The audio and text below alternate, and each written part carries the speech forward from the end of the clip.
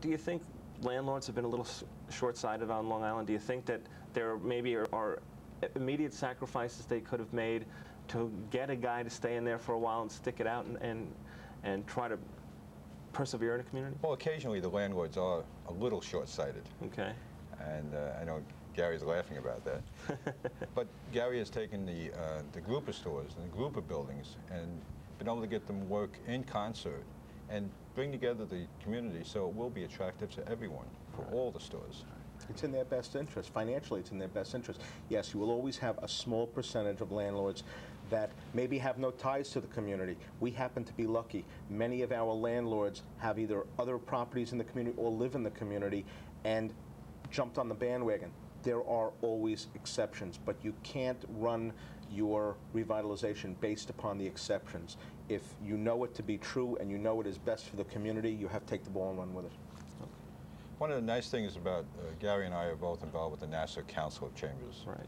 And what can happen now and what is happening is that we were able to share this information throughout Nassau County, throughout Suffolk County, and give them the set of instructions on how to get this done. Gary's done a lot of the footwork, he's done a lot of the cultivating of the contacts necessary, but now we have the information available to spread throughout the community. Right. Now, people look at Belmore Village and they've looked at the illustrations and probably think that's a big ticket item, a lot of effort, but there are other things that are sort of simpler to do. I know in Valley Stream, the senior citizen rest stops, the TNT nights.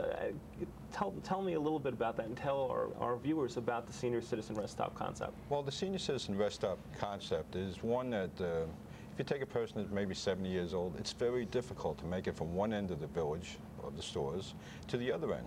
You have to give them a place to stop, sit down. We used to be able to do that with park benches. Now some of the park benches become home to homeless. Right. So that's a difficult situation to do. So what we've done is open up the stores and make available bathrooms, make available a seating area. It could be, it's an air-conditioned seating area because it has to be cool enough to be able to provide them with a place to rest, or it could be heated during the winter. And that's an important part of any downtown. And it's also making a bathroom available if they have it available. Right. Now, what was the initial response of merchants when it was the Junior Chamber of Commerce, wasn't it, that kind of really carried the ball on this? Right. Ken, the president of the Junior Chamber of Commerce in the high schools, went out and put together this whole program. And were people taken with it right away, or did it take some prodding? And well, some of the stores didn't quite understand it. It took a few minutes to explain to them exactly what the benefit was. If you can get someone to sit down in a jewelry store and kind of take a look at the showcases while they're sitting there resting, they can be back. And again, it's the same sort of additional service that you won't get in a mall. Now, TNT nights, it's Thursday night thrills?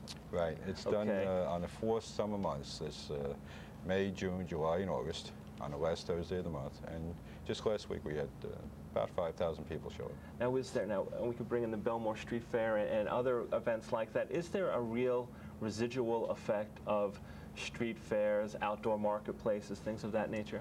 Well, a very exciting thing happened to me one time. I was standing in front of it. It happened to be a jewelry store on Main Street in Valley Stream, Rockaway Avenue. And I heard this couple go by, and they said, gee, I never knew there was this jewelry store there. And they said, you know, we go by this store every single day, and we never saw it. But when we were able to get them to walk the street, they were able to find all the stores and small shops that they were perhaps in need of. Right. What about parking? This Belmore Village, do you have adequate parking for shoppers? Is that a component that you're working on? It's a component that we're working on. I think that the biggest problem that face all of the downtown areas is that the Long Island shopper loves to shop and park right in front of the store that they're shopping at. And I don't think that any downtown, or any mall for that matter, as you go to the malls, you're parking further and further away from the stores. I think that it's a matter of working on parking in conjunction with revitalizing a downtown, and we're working on that. Well, we also have to be careful of the parking, too. We have some merchants who continue to park their brand new cars right in front of their shop, and then can't understand why the customers don't come in. Right.